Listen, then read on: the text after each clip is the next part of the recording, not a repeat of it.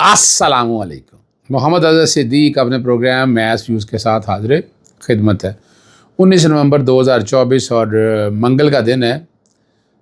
नवंबर का ये तीसरा हफ़्ता, अब बेसिकली तो वैसे तो चौथा हफ़्ता की तरफ आप लेके जाएंगे, लेकिन ये तीसरा हफ़्ता जो है चल रहा है। और इमरान खान ने नवंबर के अंदर इंशाअल्लाह अज़ीज़ तमाम केसों में ज़मानती इंशाअल्लाह तावक्ते के कोई नया केस ना ले आए। जो पेंडिंग केसेस हैं उसमें ज़मानतें जो है ना वो, और बरियत के केस भी को तकरीबन आखिरी मंतकी अंजाम की तरफ है। ये एक निज़ाम है, ये खोखला जंग आलूद क्या निज़ाम कहेंगे कि इमरान खान आज ना करदा गुनाहों की सज़ा भुगत रहा है, एक झूठे फ्रॉड और फ्रे पर मबनी केसों का सामना कर रहा है। अदालतों की बेबसी आपके सामने है। निज़ाम ढेर हो गया, निज़ाम गिर गया। मैं किसी निज़ामुद्दीन की बात नहीं कर रहा, मैं तो सिर्फ हालात और वाक़यात आपके सामने रख रहा हूँ कि जुल्म कितना है। और याद रखिएगा, जब जुल्म बढ़ता है तो मिट जाता है। तो इसलिए भी आप कह सकते हैं। दूसरी मेरे पास ख़बर ये है कि एस्टैब्लिशमेंट भी चाहती है कि इमरान खान साहब से कोई ना कोई गुफ्त व शनीद हो, कोई रास्ता इसका निकले। अब इस सारे रास्ते के अंदर तो मिला कुछ नहीं है ना, या तो बताएं ना इस सारे मामले से कुछ मिला हो। आज मुल्क कहाँ चला गया ये हम नहीं, अब हर कोई ये बात दोहराता है और कहता है। फिर समझने वाले समझे ना इस सारे मामले को। सियासी जमातें आए इकट्ठी होकर मिसाक पाकिस्तान करें, इस मुल्क को कैसे आगे लेके जाना है और किस सिमत में सही इसका तयन करना। वो दिन दूर नहीं है जब ये मुल्क आगे जाना है, और उस मुल्क पर जाने से पहले हमें एक डायमेंशन या एक राह का तयन करना है। आईनी बेंच में एक बड़ी अजीब व गरीब सी सूरत हाल पैदा हो गई। प्रोग्राम के आखिरी हिस्से में जो मैं बात कर रहा हूँ कि या तो सुप्रीम कोर्ट के अंदर आईनी बेंच कायम रखे हैं तो हाई कोर्टों में भी बनाएं, वरना ये ख़त्म करें। आप सुप्रीम कोर्ट में आईनी बेंच बना दिया और हाई कोर्टों में हाल वही है। हाई कोर्ट में तो हम चाह रहे थे कि चीज़ें बेहतरी की तरफ जाएँ, और हाई कोर्ट में जब चीज़ें बेहतरी की तरफ जाएंगी तो रिज़ल्ट बेहतर नज़र आएंगे ना। ऐसे तो नहीं है ना कि आप ये कहें कि अपना चीज़ें इस तरह सेटल डाउन हो जाएंगी, ऐसे नहीं हाल होगा। मैं बार बार मुतालबा करता हूँ और यही कहता हूँ कि आईनी बेंच अगर बनाने हैं तो कोर्ट हाई कोर्ट में बनाएं, वरना सुप्रीम कोर्ट में ख़त्म कर दें। इस सिलसिले में 144 के नफाज के हवाले से दरख्वास्त, PNIL के हवाले से दरख्वास्त की समात, वो सारी जो मैंने मीडिया से गुफ्तगू की है वो प्रोग्राम के आखिर में सुन लीजिएगा। आईनी बेंच में क्या हुआ, जस्टिस अमीरुद्दीन की सरबराही में 7 रुकनी बेंच ने आर्मी चीफ की तौसीक़ के ख़िलाफ़ दरख्वास्त खारिज कर दी, और वजह क्या थी, अदम पैरवी के लिए पेश ही नहीं हुआ और दरख्वास्त को खारिज कर दिया। रजिस्ट्रार ऑफिस ने एतराज़ात लगाए थे नाकाबिल समात होने के हवाले से, और इन एतराज़ात को बरकरार रखा, और जस्टिस अमीनुद्दीन खान ने 7 रुकनी बेंच ने ये फ़ैसला सुनाया। यानी ये टेक्निकल इश्यूज़ के ऊपर नहीं है, यानी अगर उसकी लीगैलिटी है वो अपनी जगह कोई चैलेंज करना चाहे तो वो चैलेंज कर सकता है। लेकिन ये जो कि एतराज़ लगा था कि मेंटेनेबल नहीं है, उस मेंटेनेबिलिटी के ऊपर अपील फ़ाइल की गई, और उस अपील को सामने रखते हुए सुप्रीम कोर्ट ने अदम पैरवी की बुनियाद पर ये खारिज कर दी। और अब जो बातें हम करते हैं फुल कोर्ट क्या है, अब सुप्रीम कोर्ट के अंदर भी अजीब सी सूरत हाल पैदा हो गई। सुप्रीम कोर्ट फुल कोर्ट क्या है, ये घी मिल्स पर टैक्स से मुताल्लिक़ केस की आईनी बेंच की समाअत जो है ना 7 रुकनी बेंच है, उसने इस केस की समाअत की, और दरख्वास्त गुजार के जो वकला हैं उन्होंने एक अजीब बात की कि इस केस में फुल बेंच का फ़ैसला है।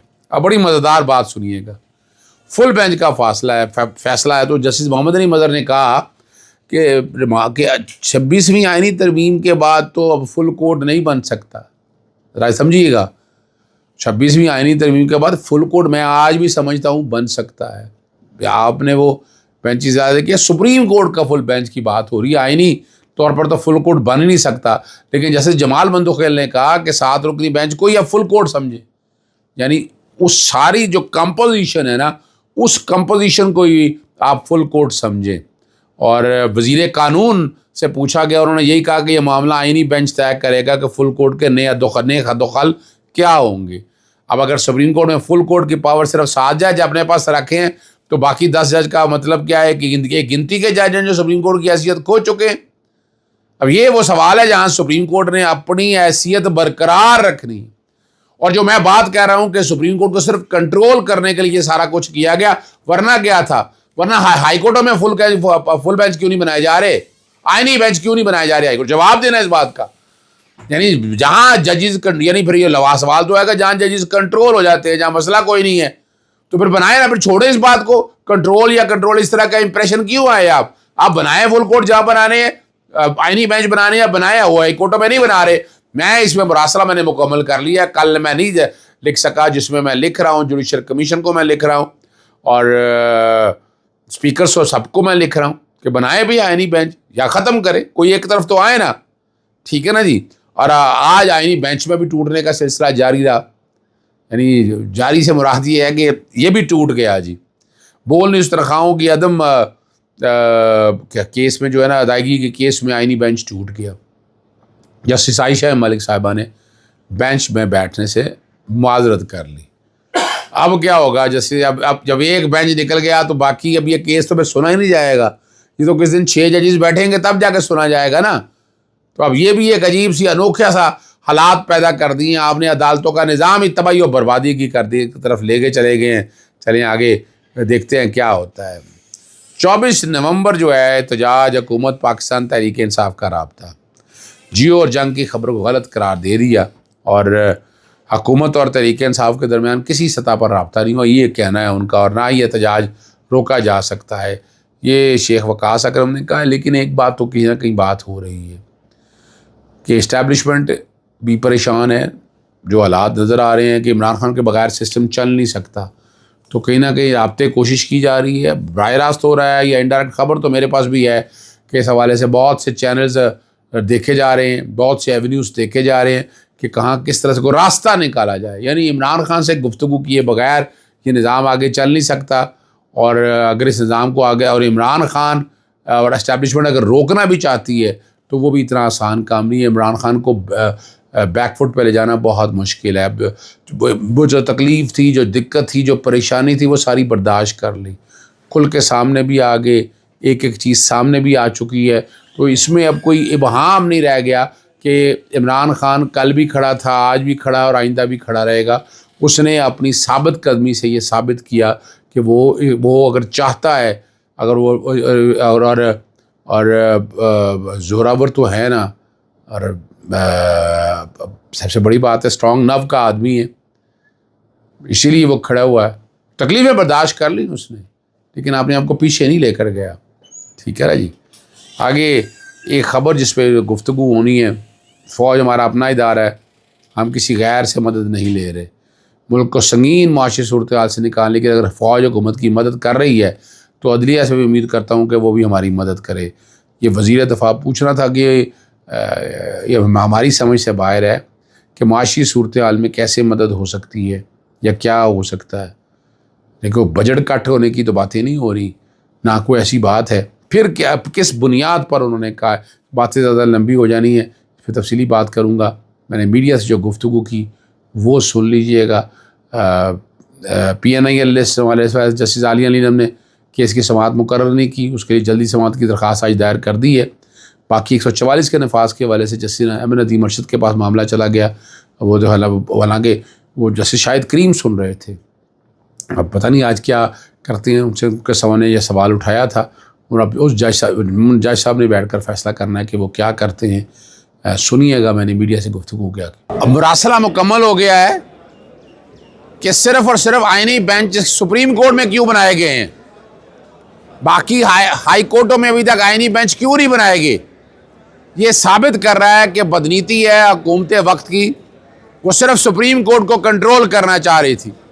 آپ کے سامنے ہے تمام ہائی کورٹوں کے اندر جو ہے, کیا یہاں آئینی پٹیشن نہیں, سب سے زیادہ آئینی پٹیشنیں ہائی کورٹوں میں ہیں.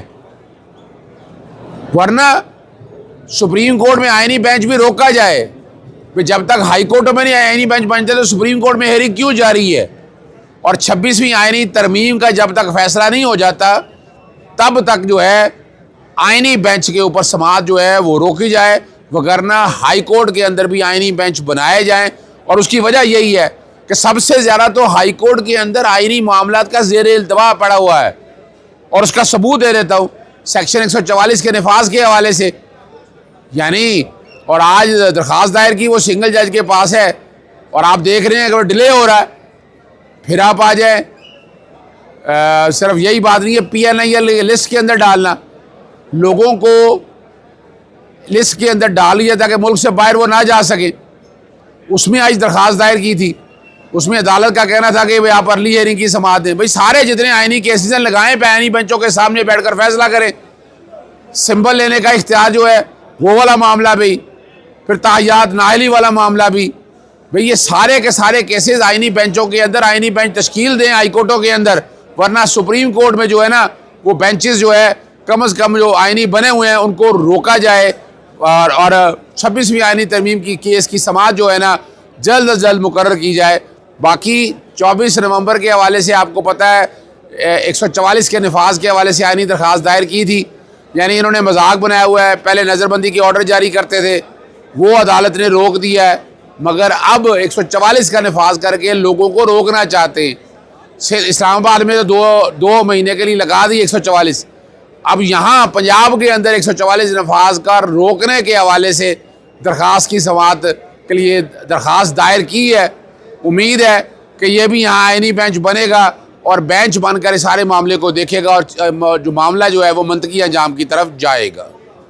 اجازت چاہتا ہوں. السلام علیکم. اللہ حافظ. پاکستان زندہ باد.